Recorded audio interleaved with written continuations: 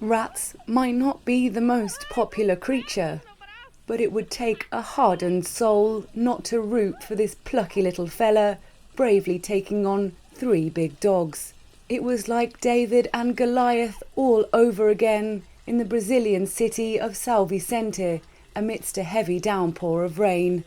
The Wild West-like standoff between the tiny Lone Ranger and the 3 big dogs goes on for some time, with the rat using squeaks, offensives and jumps to evade its hunters.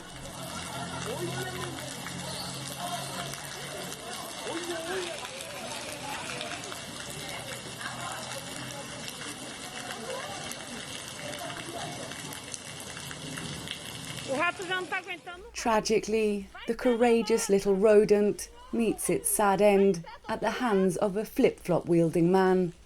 Unmoved by the scene of pure bravery, the callous man throws his 2 shoes at the little rat, who tips over motionless on the concrete and is carried away by another man.